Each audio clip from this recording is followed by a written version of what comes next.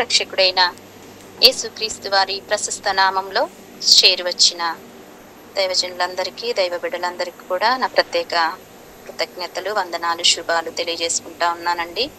ఈ రీతిగా అవకాశాన్ని కలిగించిన దేవదేవునికే సమస్త మహిమ, ఘనత, ప్రభావాలను ఆరోపిస్తూ, అలాగే యుగంధర్ బ్రదర్ కూడా నా ప్రత్యేక నిండు వందనాలు తెలియజేసుకుంటా ఉన్నాను. చిన్న మూల వాక్యాన్ని చదువుకొని ప్రార్థన చేసుకొని వాక్య సందేశంలోనికి వెళ్దామండి.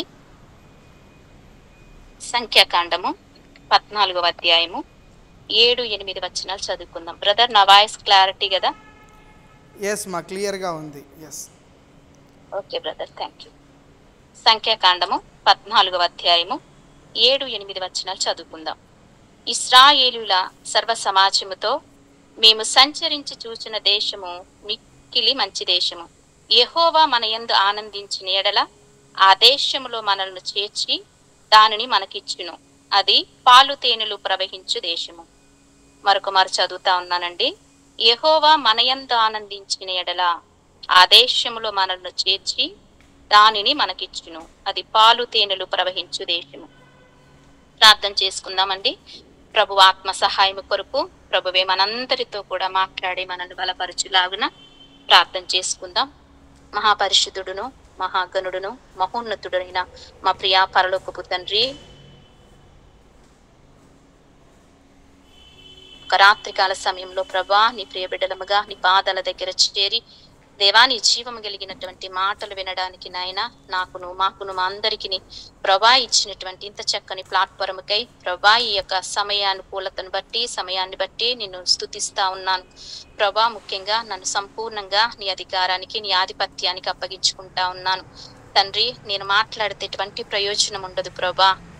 నన్ను నీ సిలువ చాటును మరుగుపరిచి నా నోటిని బోరగా చేసుకొని ప్రభా నా విధేయతను నా పాపాన్ని నీ పరిశుద్ధ రక్తంతో కడిగి దేవా సమస్తాన్ని క్షమించి శుద్ధి చేసి ప్రభా నీ నోటి బోరగా మా అందరి ఆత్మీయ మేలు ప్రయోజనము కొరకు నీ నామ ఘనత కొరకు నీ రాజ్య వ్యాప్తి కొరకు నన్ను నిలవబెట్టుకొని వాడుకొని మహిమ మీరు పొందుమని సమస్తాన్ని నీ చేతులకు అప్పగించుకుంటూ యేసుక్రీస్తు వారి ప్రశస్త నామంలో అడిగి వేడుకొనుచున్నాను మా పరమ తండ్రి, ఆమేన్.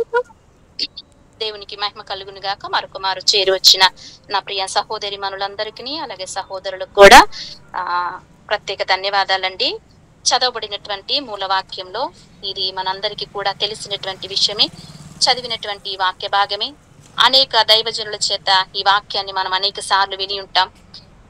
నేను క్లుప్తంగా ఈ యొక్క ఉపోద్ఘాతాన్ని 2 నిమిషాలు చెప్పి అసలైనటువంటి సందేశంలోనికి వెళ్ళాలని నేను ఆశపడతా ఉన్నాను.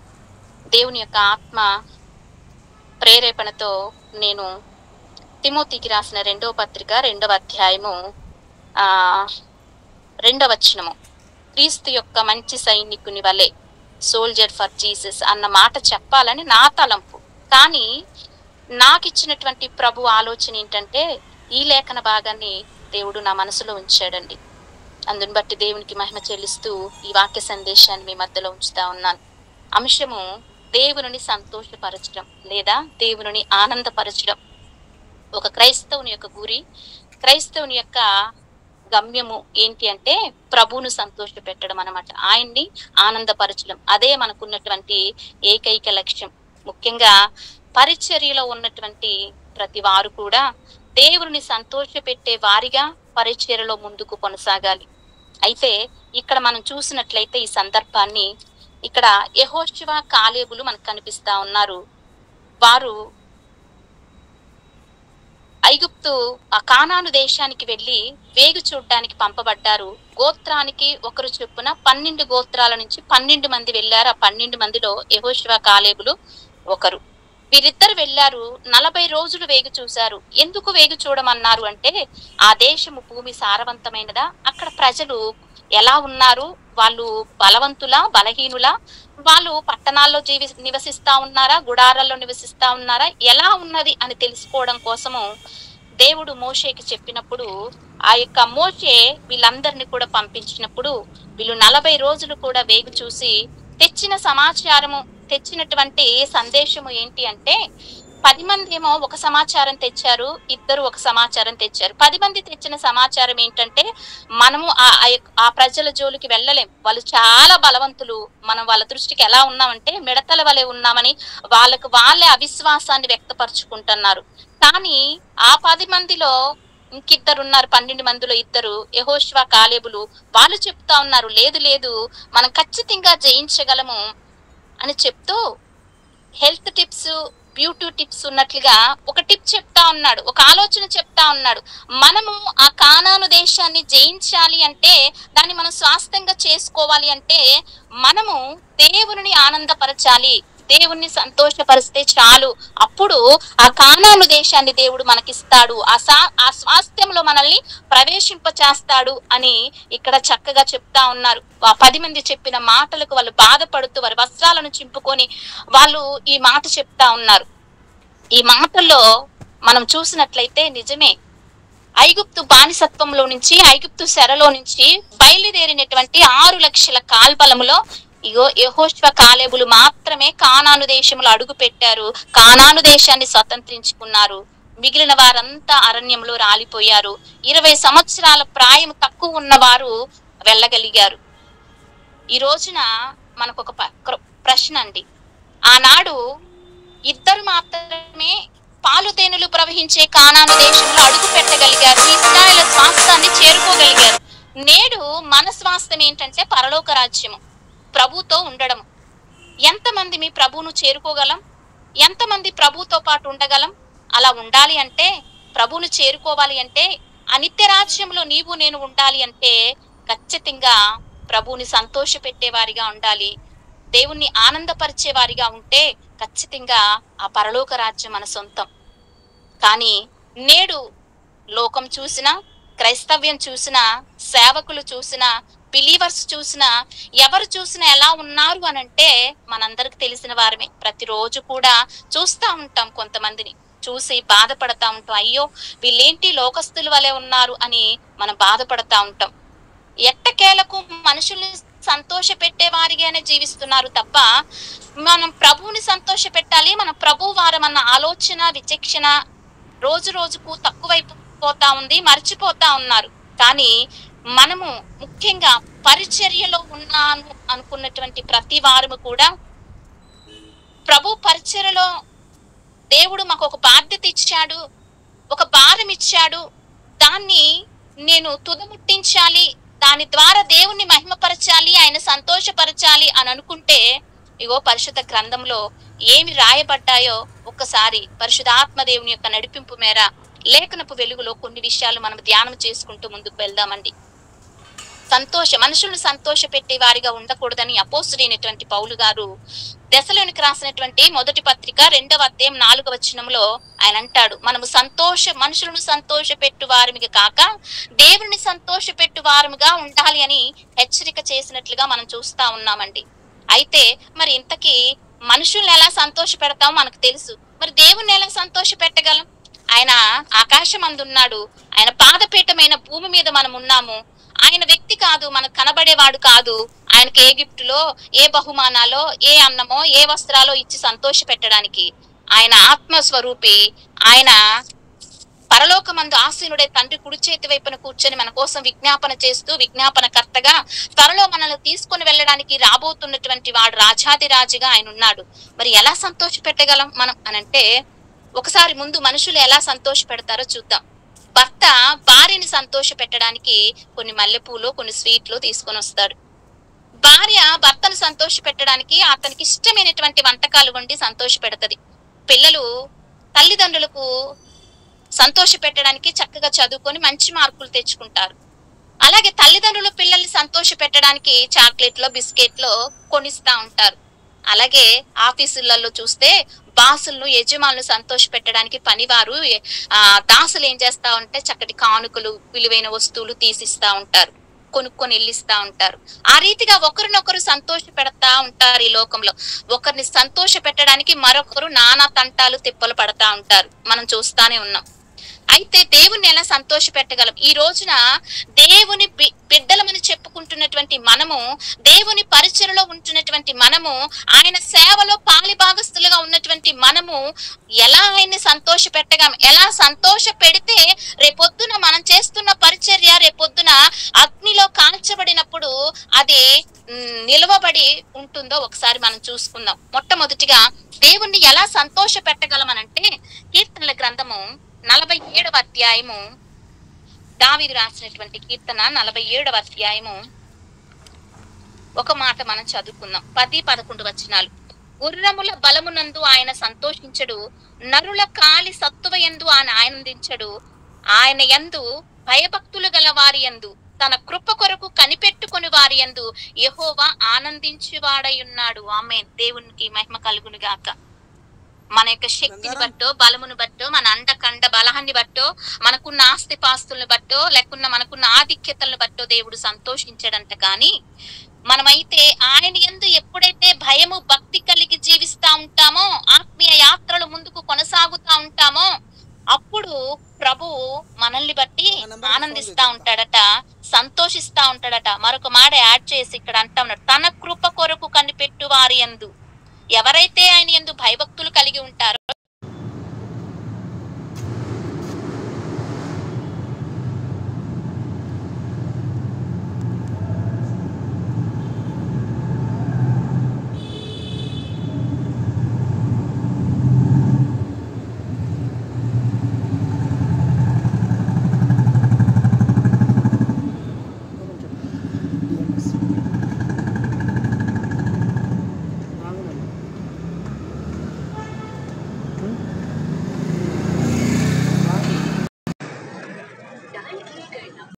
ఇస్తా ఉంటాం, కానుకలు ఇస్తా ఉంటాం, చందాలు వేస్తా ఉంటాం, అలాగే పాటలు పాడతాం, ప్రార్థన చేస్తాం, బైబుల్ చదువుకుంటాం. ఇవన్నీ మనం చేస్తాం.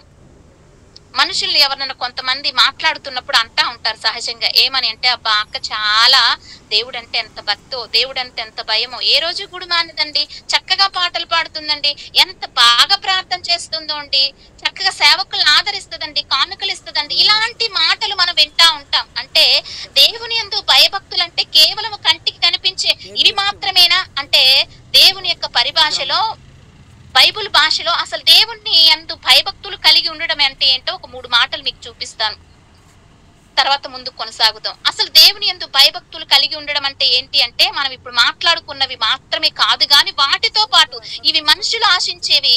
అయితే ఇక్కడ ఒకటి జ్ఞాపకం చేసుకోవాలి, మనం ఎప్పుడైతే ప్రభువుని విశ్వసించామో, లోక రక్షకుడిగా మన స్వరక్షకునిగా అంగీకరించామో, బాప్తీసము తీసుకున్నామో, అప్పటి నుంచి మన జీవితం ప్రారంభమవుతుంది, మన రక్షణ జీవితం, మన ఆత్మీయ జీవితం. అప్పుడు ఒక విశ్వాసిగా, ఒక దేవుని బిడ్డగా నీవు నేను చేయవలసినవి ఇవే. ప్రతిరోజు లెగాలి, ప్రార్థించాలి, బైబుల్ చదువుకోవాలి, మందిరానికి వెళ్ళాలి, సహవాసానికి వెళ్ళాలి. దేవుడు మనకిచ్చినటువంటి కానుకలు ఆస్తిలో నుంచి మనము దేవునికి పరిచర్య కొరకు మనం ఇవ్వాలి, సువార్త ప్రకటించాలి, కరపత్రికలు ప్రకటించాలి. ఇవన్నీ మనము చేయవలసినవే. ఇంకా ఏమి ఉన్నాయి అనంటే, ఒకసారి మనము మహాజ్ఞాని అయినటువంటి సొలొమోను రాసినటువంటి సామెతల గ్రంథము 8వ అధ్యాయము 13వ వచన భాగాన్ని మనం చదువుకుందాం. సామెతల గ్రంథము 8వ అధ్యాయము 13వ వచన భాగాన్ని నేను చదువుతా ఉన్నాను. యెహోవా యందు భయభక్తులు కలిగి ఉండుట చెడుతనమును అసహించుకొనుటయే. నిజమైనటువంటి భయభక్తులు ఏంటి అంటే, చెడుతనాన్ని అసహించుకోవాలి. ఒకప్పుడు లోకంలో ఉన్నాం, ఒకప్పుడు పాపంలో ఉన్నాం, ఒకప్పుడు సాతాను యొక్క కబంధ హస్తాలలో చిక్కుకొని ఉన్నాం. కానీ దేవుణ్ణి తెలుసుకున్న తర్వాత, బాప్తీసము తీసుకున్న తర్వాత, మన యొక్క పూర్వపు జీవితము, ప్రాచీన స్వభావము, మన యొక్క పాత జీవితం అంతా వదిలిపెట్టి నూతనమైనదిగా ఉండాలి అని ప్రభు కోరుకుంటున్నాడు. అందులోనే భాగంగా చెడుతనాన్ని మనము అసహించుకోవాలట.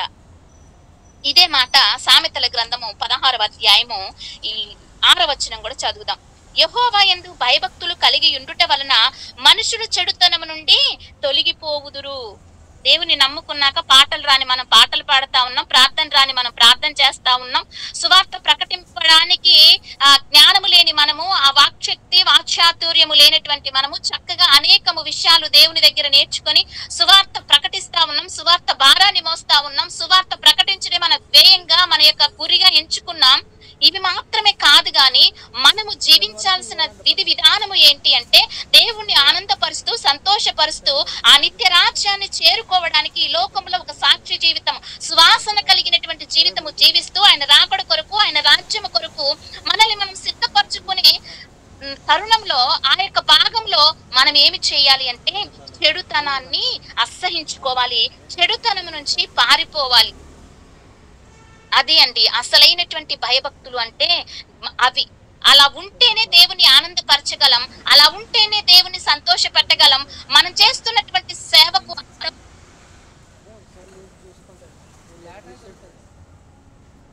కనుక ఈ మాటలు వింటున్నటువంటి నా ప్రియ దైవజనమా, దేవుడు మనం ఒక్కోసారి ప్రార్థన చేస్తాం, గుడికి వెళ్తాం, పరిచర్య చేస్తాం, కానీ మనలో ఉన్న లోపాలు, మానవుడు ఖచ్చితంగా ఏదో ఒక లోపం ఉంటదండి. మానవులు ఎవ్వరూ బలవంతులు కాదు, బలహీనులమే. ఏదో ఒక చిన్న పొరపాటు ఉంటానే ఉంటది. కానీ ఆ పొరపాటుతో, ఆ లోపముతో, ఆ చిన్న చిన్న వాటిని మనం ఇంకా వాటిని క్యారీ చేసుకుంటూ ఇంకా అలానే కొనసాగుతూ మనం ఒకవేళ పరిచర్య చేసేవారిగా ఉంటే, దేవునిలో నడిచేవారిగా ఉంటే, దేవుని యొక్క బిడ్డలుగా ఇంకా పిలిపించుకునే వారిగా మనం ఉంటే, రేపొద్దున ప్రభు మనల్ని చూసి మెచ్చడండి, మనల్ని చూసి ఆయన ఆనందపడడండి, ఆయన మనల్ని చూసి సంతోషపడడండి. ఆయన దుఃఖపడేవాడిగా, సంతాపపడేవాడిగా, అయ్యో అని అనేవాడిగా ఉంటాడు అన్న విషయాన్ని ఈ రాత్రికాల సమయంలో మనం జ్ఞాపకం చేసుకోవాలి. మరొక మాట చూద్దాం.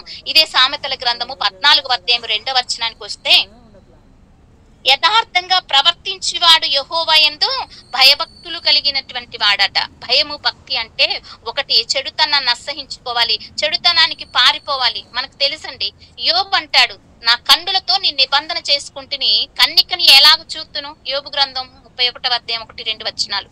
అలాగే ఆదికాండం 39వ అధ్యాయంలో మన 9 నుంచి 12 వచ్చిన భాగాలు చదివితే, చేయుటకు ఆస్కారం ఉన్నా, చేయడానికి పాపం రెడీగా ఉన్నా యోసేపు పాపము చేయకుండా పారిపోయాడు. అదే అండి పాపం నుంచి పారిపోవడం, పాపాన్ని అసహించుకోవడం అంటే అదే. కేవలము శారీరక సంబంధమైనటువంటి కాకపోవచ్చు, కానీ ఆత్మ సంబంధమైన కొన్ని కూడా మనకుంటాయి. దేవుడు విసర్జించమన్నవి, దేవుడు వదిలిపెట్టమన్నవి, దేవుడికి హేయమైనవి, దేవుడికి అసహ్యమైనవి, దేవుడికి ఇష్టము లేనివి కొన్ని పరిశుద్ధ బైబిల్ గ్రంథంలో రాయబడి ఉన్నాయి. అవి మనము ఎరిగినటువంటి వారమే. వాటన్నిటిని కూడా విడిచిపెట్టి, వాటన్నిటిని కూడా వదిలిపెట్టి దేవునికి దగ్గరగా ఎప్పుడైతే భయము, భక్తి కలిగి మనము జీవిస్తామో ఖచ్చితంగా ప్రభువుని మనం సంతోష పెట్టగలం, ప్రభువుని మనం ఆనందపరచగలం. యోబు ఆ ఊజు దేశం అంతటా భక్తి పరుడట, చెడుతనాన్ని విసర్జించిన వాడ. భయము, భక్తి కలిగాడు, చెడుతనాన్ని విసర్జించాడు. నేడు క్రైస్తవ సమాజంలో, సొసైటీలో, సంఘములో, సహవాసాలలో, కుటుంబాలలో నేడు మనం చూస్తా ఉంటే భక్తే, లోకము లోకమే, భక్తే, నామకార్థ జీవితమే. 2 పడవల మీద అడుగు పెడతా ఉన్నారు.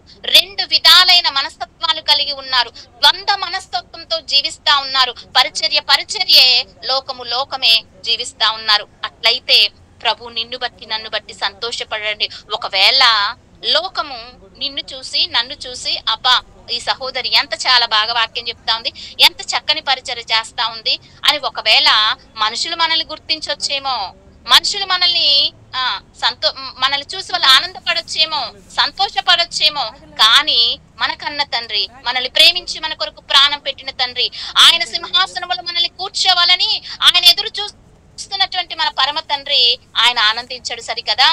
దుఃఖపడేవారిగా, బాధపడేవారిగా, ఇస్రాయేలుకు మొదటి రాజు అయినటువంటి సౌలు రాజును చూసి సంతాపపడ్డాడంట. మొట్టమొదటి చేసినటువంటి ఆదామవ్వలను చూసి దేవుడు సంతాపపడ్డాడట, కన్నీరు కార్చారట, అయ్యో నేను ఎందుకు చేశాను రా అని.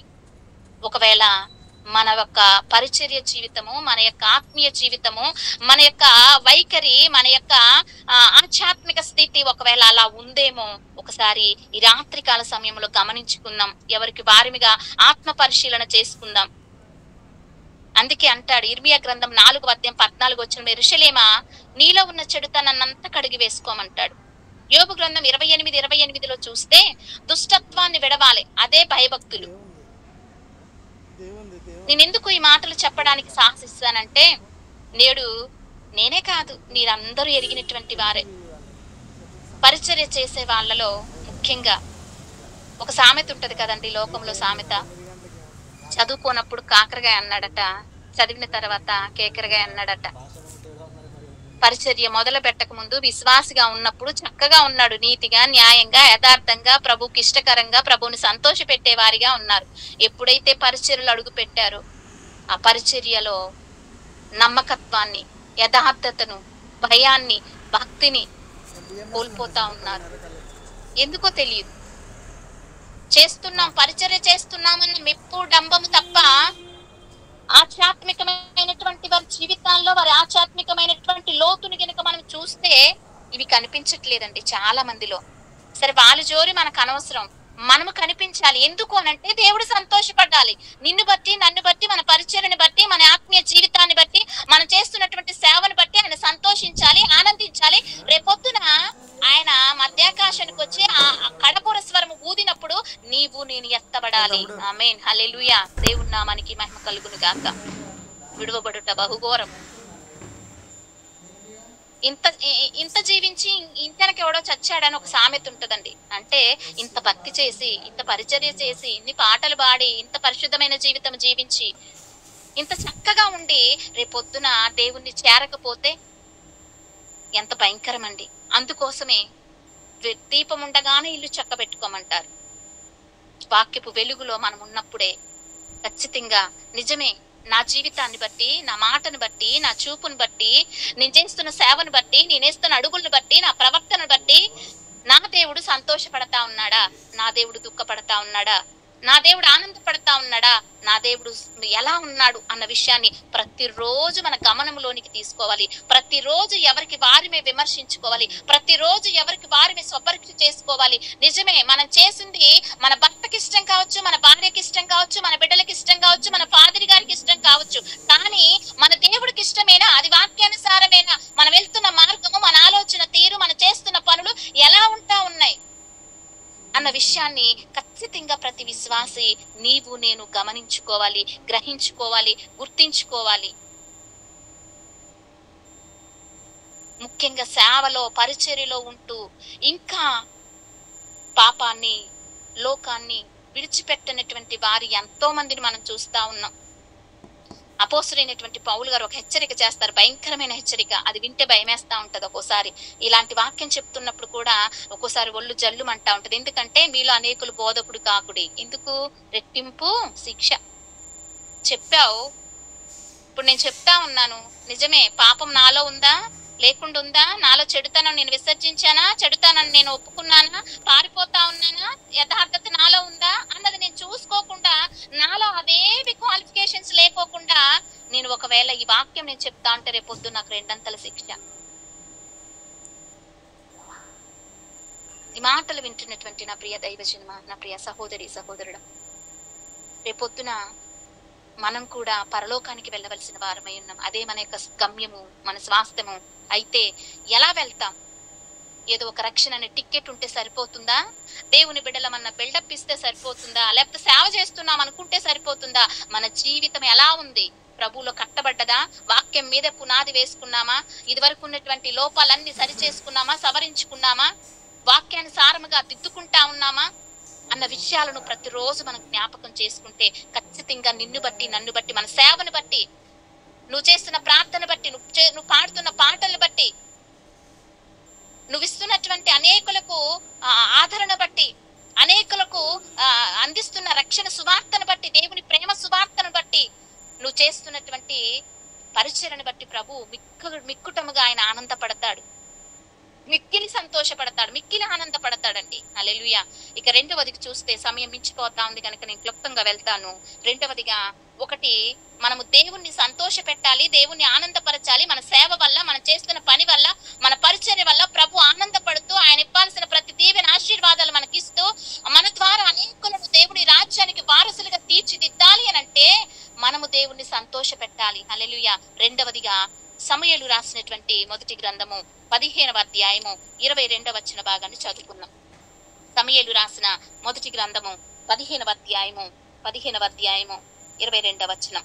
అందుకు సమూయేలు, తాను సెలవిచ్చిన ఆజ్ఞ ఒకడు గైకొనుట వలన యెహోవా సంతోషించినట్లు, ఒకడు దహన బలులను అర్పించుట వలన ఆయన సంతోషించిన ఏంటంటే సౌలుకి ఇజ్రాయేలు దేవుని స్వాస్థ్యమైనటువంటి దేవుని స్వకీయ సంపాద్యమైనటువంటి ప్రజల మీద మొదటి రాజును నియమించాడు దేవుడు. ప్రజలు కోరుకున్నారని అతనికి దేవుడు సెలవిచ్చిన మాట, నువ్వు అమేలేకీల మీదకి వెళ్లి వారితో యుద్ధం చేసి సమస్తాన్ని నాశనం చేసి రమ్మన్నాడు. కానీ సౌలు ఏం చేశాడండి? మంచి మంచి బలిష్టమైనటువంటి క్రొవ్విన ఎద్దులను, ఆవులను, గొర్రెలను అన్నిట్లు తీసుకొచ్చాడట. ఎందుకు? దేవునికి అర్పించడానికే, దేవునికి బలి అర్పించడానికే. ఇందులో ఏమైనా తప్పు కనబడతా ఉందంటే ఏం కనపడదు. కానీ దేవుడు చూసేది మనకులాగా కాదండి. ఆయన అంటున్నాడు, అయ్యో సమూయేలు ప్రవక్త సౌలుతో అంటా ఉన్నాడు, దేవుడు సెలవిచ్చిన మాట అంటే దేవుడు చెప్పిన మాట గైకొంటేనే, దేవుడు చెప్పింది చెప్పినట్లుగా చేస్తేనే, దేవుని మాట చొప్పున మనం ప్రవర్తిస్తేనే, దేవుని మాట చొప్పున మనం జీవిస్తేనే తప్ప మనం బలులిస్తేనో, కానుకలిస్తేనో, లక్షలు కోట్లు ఇస్తేనో ఆయన సంతోషపడడండి. మనకున్న యావత్ ఆస్తి కూడా ఆ దేవుని పేరు మీద, దేవుని పరిచర్య పేరు మీద రాస్తే ఆయన సంతోషపడడట. కానీ ఆయన మాట ప్రకారం మన జీవిత విధానాన్ని మౌల్డ్ చేసుకుంటే దేవుడు సంతోషపడతాడట, దేవుడు ఆనందపడతాడట. హల్లెలూయా. దేవుని నామానికి మహిమ కలుగును గాక. నిజమే, ఒక్కోసారి మనం కూడా ఏం చేస్తామంటే దేవుని మాటను పక్కన పెడతాం, దేవుని మాటను పడచెవుని పెడతాం. మన సొంత ఇష్టాలను మనకు నచ్చినట్లుగా మనం ఆలోచన చేసి మనము ముందుకు వెళ్తా ఉంటాం దేవుని పరిచర్యలో. అలాగే మన ఆత్మీయ జీవితంలో, కుటుంబంలో, ఉద్యోగంలో, వ్యాపారంలో, ఎవ్రీథింగ్. కానీ మనం వెళ్ళే త్రోవ, మనం వెళ్ళే మార్గము, చేస్తున్న పని, చేసే ఆలోచన, తీసుకున్న తీర్మానము, తీసుకున్న నిర్ణయము, చేసే తీర్మానము, తీసుకున్న నిర్ణయం ఎలా ఉన్నాయి? దేవుని మాట చొప్పునే ఉన్నాయా? దేవుని ఆజ్ఞ ప్రకారమే ఉన్నాయా అన్నది మనం గమనించుకోం, గుర్తించుకోం. మన బుర్రకు పుట్టిందే బుద్ధి, అదే ఇది బాగుంది అని చెప్పి దాన్ని మనమే ముద్రేసుకొని దాని ప్రకారం వెళ్ళిపోతా ఉంటాం. కానీ ఇక్కడ మనం జ్ఞాపకం చేసుకోవాల్సింది ఏంటంటే, నీకేదన్నా ఆలోచన వచ్చినా, నాకేదన్నా ఆలోచన వచ్చినా, ఏదన్నా తీర్మానము చేయాలనిపించినా, ఆ తీర్మానము, ఆలోచన, ఆ క్రియ, పని దేవునికి ఇష్టమేనా, దేవుని వాక్యానుసారమేనా అన్నది నేడు ఎవ్వరూ గ్రహించట్లేదండి. లోకము చాప కింద నీరులాగా సంఘాల్లో ప్రవేశిస్తా ఉంది. దేవుని మాట పక్కన పెడుతున్నారు, దేవుని ఆజ్ఞలు పక్కన పెడుతున్నారు, దేవుని కట్టడలు పక్కన పెడుతున్నారు, దేవుని విధులు పక్కన పెడతా ఉన్నారు, దేవుని ఆలోచన పక్కన పెడతా ఉన్నారు, దేవుని హృదయాన్ని పక్కన పెడతా ఉన్నారు, దేవుని మనసును పక్కన పెడతా ఉన్నారు. వారి మనసు, వారి ఆలోచన, వాళ్ళ హృదయం చెప్పిందే చేసుకుంటూ ముందుకు వెళ్తా ఉన్నారు. పైకి మాత్రం మేము దేవుని సేవ చేస్తా ఉన్నాం, దేవుని పని చేస్తా ఉన్నాం, దేవుని బిడ్డలుగా ఉన్నాం అనుకుంటూ ముందుకు వెళ్తా ఉన్నాం. కానీ ఈ రోజున ఈ యొక్క సమూయేలు ప్రవక్త ద్వారా దేవుడు మాట్లాడుతూ ఉన్నటువంటి హెచ్చరిక ద్వారా, ఈ గద్దింపు ద్వారా మనం కూడా కొంత సరిచేసుకోవాల్సిన వారం ఉన్నాయి. కొంతమంది, కొన్ని సంఘాలు చూస్తే, కొంతమంది విశ్వాసాలను చూస్తే లోక ఆడంబరాలు, లోక ఆచారాలు, లోక సంప్రదాయాలు, లోక పద్ధతులు, లోక మర్యాద, దేశ మర్యాద అంటూ, మా మర్యాద, మా ఇంటి మర్యాద అంటూ వాళ్ళయే చేసుకుంటూ వెళ్తా ఉన్నారు. ఇవన్నీ ఎక్కడ రుద్దుతా ఉన్నారు? పోనీ వారు సొంతగా ఏమైనా చేస్తా ఉన్నారంటే సొంత ఇంటికి కాదండోయ్, కుటుంబాల్లో కాదండోయ్, పరిచర్యలో చేస్తా ఉన్నారు. కానీ ఎంత దౌర్భాగ్యమో, ఎంత అమాయకత్వమో, ఎంత అజ్ఞానమో, దేవుడు ఎంత బాధపడతా ఉన్నాడు. ఏం కాదులేండి, ఇది మా యొక్క చర్చి ఆచారం, మా సిఎస్ఐ చర్చిలో ఎలానే చేస్తాం, మా యొక్క లూథరన్లో ఎలానే చేస్తాం, మా ఆర్సీఎంలో ఎలానే చేస్తాం అని మనల్ని సర్దుకుంటూ ఉంటాం. మనల్ని మనం ఏమంటారు, దాన్ని పూత వేసుకుంటా ఉంటాం. అది కాదండి. దేవుడి మాట, చెప్పిన మాట వినడం అంటే భౌతిక పరమైన రెండు చెవులతో వినడం కాదు, కానీ ఆ మాట ప్రకారం గైకొనడం, దానిని అనుసరించడం, దాన్ని పాటించడం, దానికి ఒబే అవ్వడం, దానికి విధేయత చూపించడం. పరిశుద్ధ బైబిల్ గ్రంథంలో ఉన్నటువంటి భక్తులు ఎందరో దేవుని మాటకు ఒబే అయి, దేవుని మాటకు విధేయత చూపించి ఎన్నో ఆశీర్వాదాలు, దీవెనలు వాళ్ళు పొందుకున్నట్లుగా మనకు తెలుసండి. దేవుని మాట ప్రకారం చేయక కష్టాన్ని, నష్టాన్ని, బాధను, ఇరుకులను, ఇబ్బందులు తెచ్చుకొని దేవునికి దూరమైన వారు, దేవునికి భారమైనటువంటి వారు, వారి బ్రతుకు వారికే భారమైనటువంటి వారు, మరి శాపానికి, పాపానికి గురైపోయిన వాళ్ళు, దేవునికి దూరమైనటువంటి వారు ఎందరో మనం చూస్తా ఉంటాం పరిశుద్ధ బైబిల్ గ్రంథంలో. భక్తులను, అబ్రహామును చూస్తే ఆయన, దేవుడు చెప్పాడు, అబ్రహామా నువ్వు ప్రేమించుకు, నీకొక్కడే ఉన్న కుమారుడు అనగా నీవు ప్రేమించి ఇస్సాకును నాకు బలిగా ఇవ్వు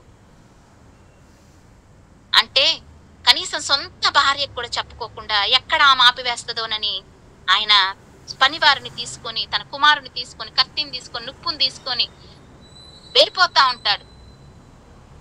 ఎవరినో బలివ్వడానికి కాదండి, ఒక గేదెనో ఒక ఆవునో బలివ్వడానికి కానీ సొంత కుమారుని 24 సంవత్సరాల తర్వాత పొందుకున్న కుమారుణ్ణి, అన్ని సంవత్సరాలు విశ్వాసముతో ఎదురు చూసి పొందుకున్న తన కుమారుని అల్లారు ముద్దుగా అపురూపంగా పెంచుకున్నటువంటి గారాల పట్టిని వధించడానికి, బలివ్వడానికి, నరకడానికి, చంపడానికి వెనుకాడకుండా వెళ్తా ఉన్నాడు. అది దేవుని మాట వినడం అంటే. రెండవదిగా నోవహును చూస్తే, ఆ యొక్క జల ప్రళయానికి ముందు దేవుడు చేసినటువంటి సృష్టి అంతా, జనమంతా వాళ్ళు ఎలా ఉన్నారు, వాని ఇష్టానుసారంగా జీవిస్తాను. వారి పాపము బహుగా ఉందంట, ఎవరికి ఇష్టానుసారంగా జీవిస్తా ఉన్నారు. కానీ నోవహు కుటుంబం మాత్రం నిందారహితులుగా ఉన్నారు, నీతిమంతులుగా ఉన్నారు, దేవుని యందు భయభక్తులు కలిగినగా ఉన్నారు, దేవుని మాట ప్రకారం జీవించేవారిగా ఉన్నారు, దేవుని మాట ప్రకారం ప్రవర్తించేవారిగా ఉన్నారు. అమ్మో ఇలా చేయకూడదు, ఇలా చేస్తే పాపం, ఇలా చేస్తే దేవుడు కోపడతాడు, ఇలా నేను చేయకూడదు, నేను దేవుని బిడ్డనన్న విచక్షణ జ్ఞానం కలిగి వాళ్ళు ప్రవర్తిస్తూ ఉన్నారు, జీవిస్తా ఉన్నారు. చరిత్ర చెప్తా ఉంది, నోవహు 120 సంవత్సరాలు సువార్త ప్రకటించాడట, జలప్రలయం రాబోతుంది, మీరు దేవుణ్ణి నమ్ముకోండి అని. కానీ ఒక్కడు వినలే. హేళన చేశారు, ఎగతాళి చేశారు, గేలి చేశారు, అపహసించారు, ఒక్కరు కూడా వినలే. కానీ విన్నదల్లా తన భార్య, తన 3 కుమారులు, 3 కోడళ్ళు, ఆ 8 మంది మాత్రమే దేవుని మాట, దేవుని ఆజ్ఞ గైకొని 3 అరలు పెట్టి 3 అంతస్తులు పెట్టి చెయ్యమంటే ఎలా చెయ్యమన్నాడు అలా చేశాడండి. ఇంకెక్కడ కలపలే, చెరపలేదు. కానీ మనమైతే కొంత కలుపుతాం, కొంత చెరుపుతాం. మన దేవుడు చెప్పకపోయినా దేవుడు చెప్పిండంటాం, ఏదేదో చెప్తా ఉంటాం. నాకు దేవుడు అది చూపించాడు, దేవుడు ఇది చూపించాడు, నన్ను అక్కడికి వెళ్ళమన్నాడు, నన్ను ఇక్కడికి వెళ్ళమన్నాడు, నన్ను ఇలా ఉండమన్నాడు, నన్ను అలా ఉండమన్నాడు, నీ దగ్గరికి పంపించాడు, నీకు చెప్పమన్నాడు. అబ్బో బోలుడన్ని మాటలు చెప్పేస్తా ఉంటాం. ఈ మధ్య కొంతకాలంలో నేను ఎరిగినటువంటి వారిని చూద్దును, అసలు మిషనరీ అంటే ఏంటో అర్థం కాదు, కానీ మేము మిషనరీలు అని చెప్పుకొని పరిచయలో ముందుకు వెళ్తా ఉన్నారు. ఎంత విడ్డూరమో! అలా మనం ఉండొద్దండి. దేవుడు ఏ మాట చెప్తా ఉన్నాడు, మనం ఏం చేస్తా ఉన్నాం, ఆయన ఏదొద్దన్నాడు, మనం ఏం చేస్తా ఉన్నాం అన్నది మనం గ్రహింపులో ఉండాలి. ఎందుకంటే ప్రాముఖ్యంగా దుర్దినాల్లో ఉన్నాం, రాకడ దినాలకు దగ్గరగా ఉన్నాం, అంత్యకాలంలో ఉన్నాం, అపాయకరమైనటువంటి దినాలలో ఉన్నాం. ఇంకా ఇంకా ఇంకా దేవుని వాక్యాన్ని పక్కన పెట్టి, దేవుని మాటను పక్కన పెట్టి, దేవుని ఆలోచన పక్కన పెట్టి, ఇంకా మన ఆలోచన, మన మాట ప్రకారం చేసుకుంటూ పోతే రేపొద్దున దేవుడు సంతోషపడడు, దేవుడు ఆనందపడడు, మనం విడవలసే వారుగా ఉంటాం. అందుకే దేవుని మాట ప్రకారం మనం చెయ్యాలి తప్ప మన ఆలోచన ప్రకారం కాదండి. నోవహు చేశాడు, నోవహు అట్లు చేశాను, అట్లంటే మనం తినే అట్లు కాదండి. దేవుడు ఏం చెప్పాడో అట్లా చేశాడు, ఆ విధంగా చేశాడు. ఇకపోతే మోషేను చూసుకుంటే నిర్గమకాండం 40వ అధ్యాయం 16వ వచనంలో యెహోవా తనకు ఆజ్ఞాపించిన యావత్తు చేశాడట. ఎక్కడ కూడా తప్పిపోలే, ఎక్కడ కూడా బీరిపోలే, ఎక్కడ కూడా తక్కువ కాలేదు. ఏది ఏ కొలత పెట్టు మోషే అంటే ఆ కొలతే పెట్టాడు ప్రత్యక్షపు గుడారాన్ని తయారు చేయడానికి. ఆగమంటే ఆగాడు, వెళ్ళమంటే వెళ్ళాడు. దేవుని మాట ప్రకారమే జీవించాడు. చివరికి దేవుని మాట ప్రకారమే తన జీవితాన్ని కూడా ముగించాడు మోషే. మోషే ఇక చాలయ్యా, నీ జీవితం ఇంతటితో ఆపే, ఇగో నువ్వు పిస్కా కొండెక్కు, నీ కానాను దేశ పొలిమేర్లకు వెళ్తావు తప్ప, చూస్తావు తప్ప, నువ్వు చేరవ అడుగు పెట్టమన్నాడు.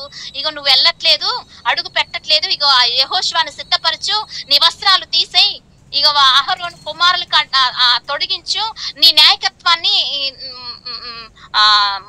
యెహోషువకు అప్పగించు అనంటే దేవుని మాట ప్రకారమే తనువు చాలిచ్చాడు. దేవునికి మహిమ కలుగును గాక. ఆ రీతిగా చేస్తే దేవుని మనల్ని బట్టి ఆనందపడతాడు. లోకం ఎంతమందిని చెప్పని, ఎవరన్నా ఎన్ని చెప్పని, ఏది ఎటైనా పోని మనకు అనవసరం.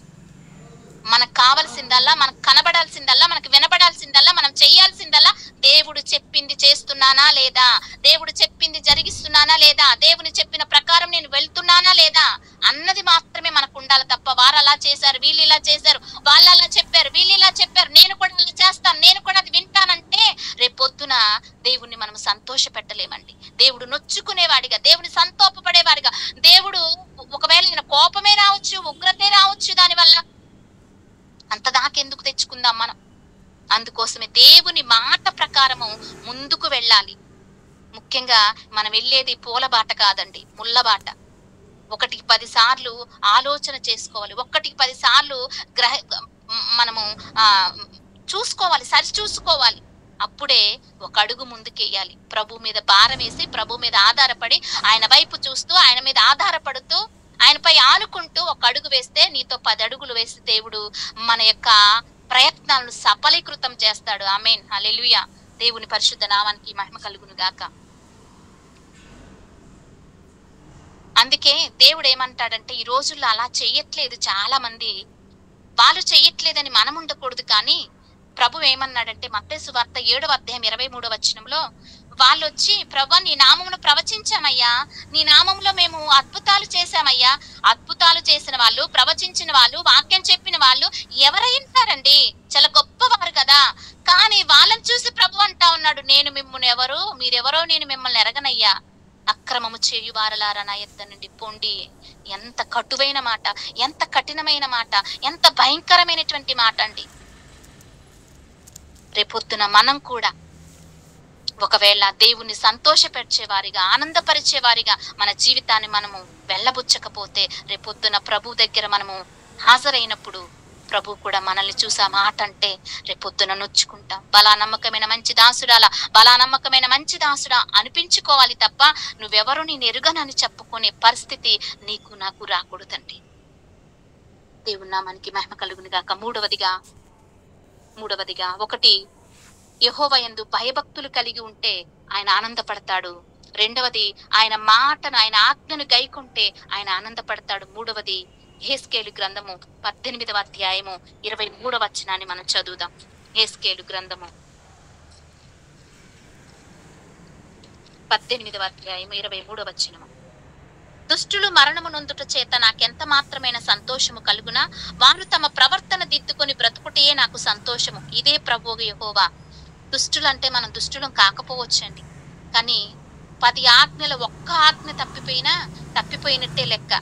మనం అంత చక్కగా జరిగిస్తా ఉన్నాం, చక్కగా ఉంటా ఉన్నాం, కానీ ఏ చిన్న లోపము, ఏ చిన్న మచ్చో, డాగో, కలంకమో, ముడతో ఏదైనా మనలో ఉంటే రేపొద్దున ప్రభుని సంతోష పెట్టలేమండి. దేవుని సంఘము ఎలా ఉండాలంటే, డాగు, మచ్చ, ముడత మరి అట్టిది ఏది లేకుండా పరిశుద్ధమును నిష్కలంకముగా ఉండాలట. ఒకవేళ మనలో ఏమైనా ఉందా, ప్రభుకి ఇష్టం లేనిది, ప్రభుకు నచ్చనిది, ప్రభుకి హేయమైనది, మన ప్రవర్తనలో, మన జీవితంలో ఏదైనా మిగిలిపోయిందా, ఏదైనా ఆగిపోయిందా, ఏదైనా దాన్ని మనము ఏమంటారు కప్పుకుంటా ఉన్నామా అన్న విషయాలను కూడా మనం చూసుకోవాలండి. హల్లెలూయా. చాలా మంది, కొంతమంది పాస్టర్లను నేను ఎరుగుదును.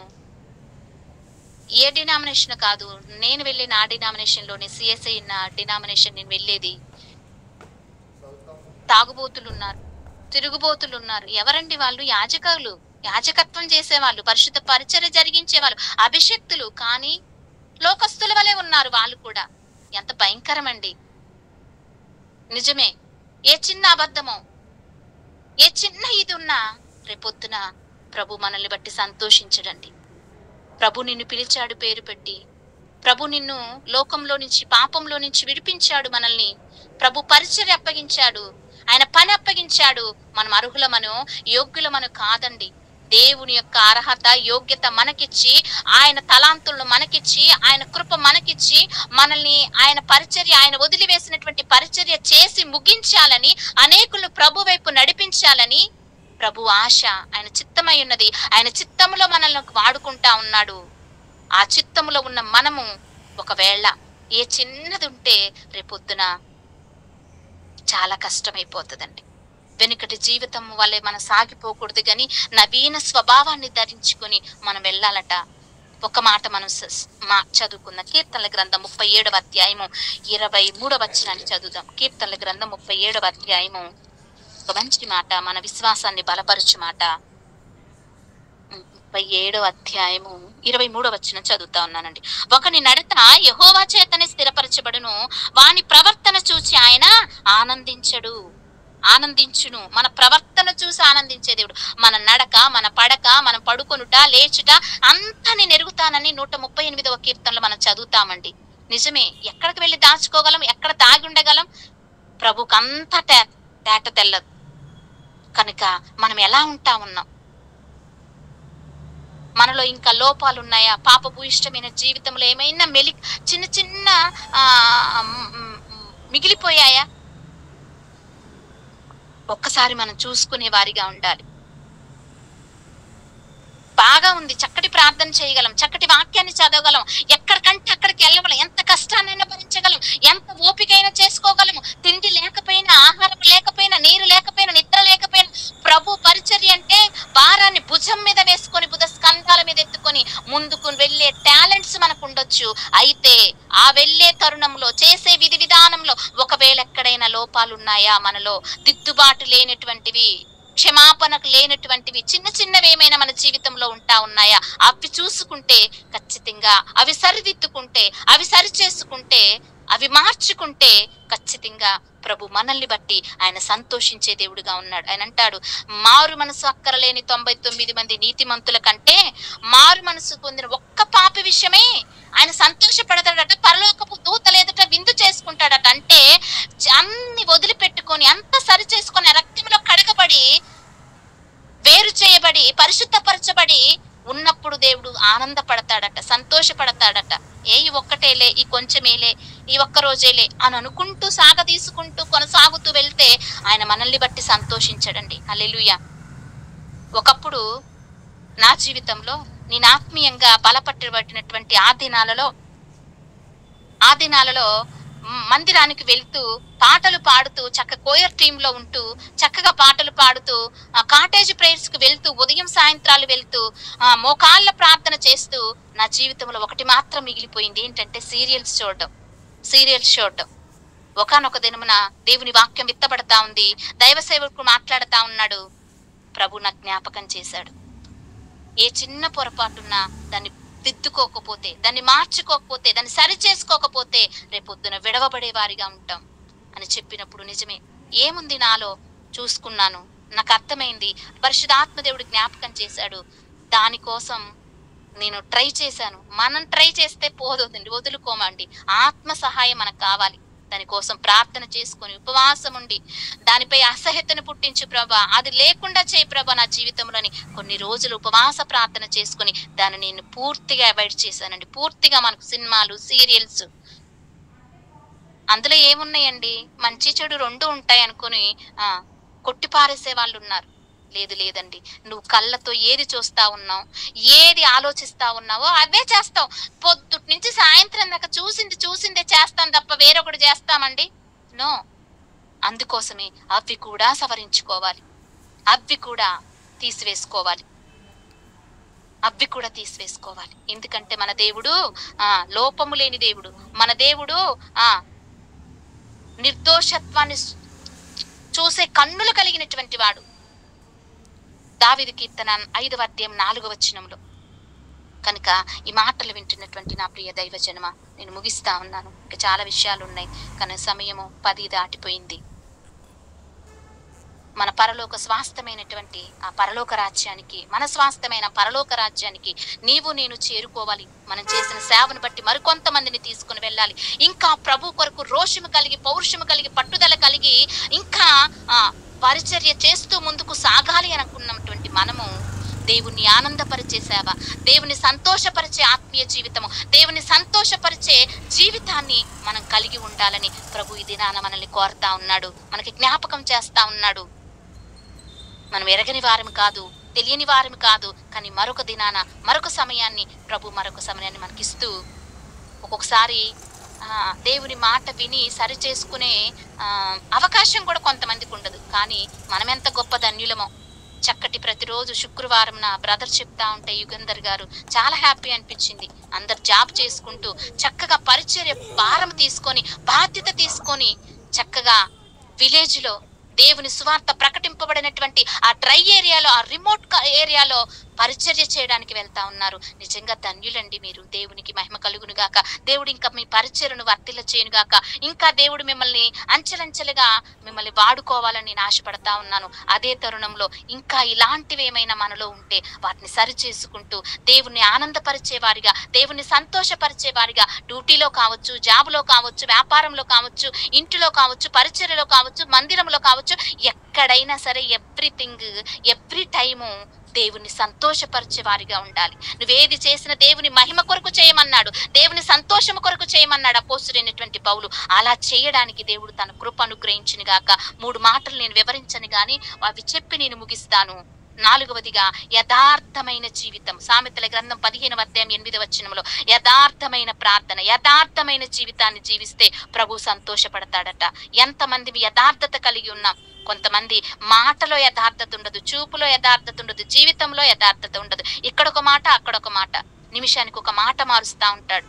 రేపొద్దున నీ గురించి నా గురించి తెలియదు లోకానికి.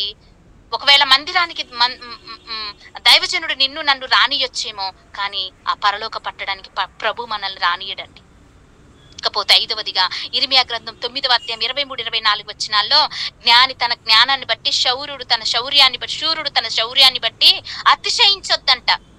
మరి ఏం బట్టి, దీన్ని బట్టి దేవుడు సంతోషిస్తాడు అంటే ఇది నా జ్ఞానము, నా టాలెంట్ అని కాదు గాని, నేను అని కాదు గాని, నీ నిమిత్త మాత్రాలని, నామమాత్రులం మేము చేయవలసిందే చేస్తూ, ఇదంతా దేవుని కృప, ఇది దేవుని శక్తి, ఇది దేవుని ఆత్మ, దేవుడు నా ద్వారా జరిగిస్తున్నాడని చెప్పగలిగి గ్రహించగలిగిన వారి యందు దేవుడు సంతోషపడతాడట. మనం చూస్తా ఉంటాం లోకంలో ఎన్ని డంబాలో, ఎన్ని డాంబికాలో, ఎంత గర్వమో, ఎంత అతిశయమో, ఎంత ఆర్భాటాలో. దేవుని మహిమ కొరకు చెప్పేవారు చాలా తక్కువ. మన మహిమ చూసుకుంటున్నాం, మన గొప్పలు చూసుకుంటున్నాం, మన ఖ్యాతిని, మన పేరును చూసుకుంటున్నాం. రేపొద్దున అక్కడ పేరు ఉండదు. ఇక ఇక్కడ పేరు సంపాదించుకుంటే ఆడ పేరు లేదు. ఎక్కడ పేరు కావాలి మనకి? ఒక్కోసారి మన గురించి మనం చెప్పుకున్నప్పుడు ఏదన్నా ఒక మాట, కొంచెం పెద్ద మాట వస్తే ఎంత భయం వేస్తుందో. ఇక 6వదిగా మనము దేవుని జ్ఞానాన్ని కలిగి ఉండటం బట్టి దేవుడు సంతోషిస్తాడట. లోక జ్ఞానం కాదండోయ్, పుస్తకాల జ్ఞానం కాదు, అనుభవాలు వచ్చే జ్ఞానం కాదు, దేవుని జ్ఞానం, ఆత్మీయ జ్ఞానం, పరలోక జ్ఞానం, పరిశుద్ధ జ్ఞానము, ఆ పరలోక సంబంధమైన జ్ఞానం కలిగి ఉంటే దేవుడు సంతోషిస్తాడట. సామెతల గ్రంథం 27వ అధ్యాయం 11వ వచనం, నా కుమారుడా నువ్వు జ్ఞానమును కలిగి ఉంటే నేను సంతోషిస్తాను అంటాడు. ఇకపోతే 7వదిగా సత్యమును అనుసరించి నడుచుట వల్ల ఆయన సంతోషిస్తాడట.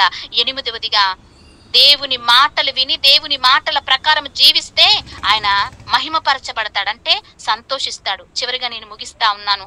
యేసు ప్రభు వారు మత్తయి సువార్త 3వ అధ్యాయం 17వ వచనంలో యేసు ప్రభు వారు కూడా తండ్రిని సంతోషపెట్టాడు.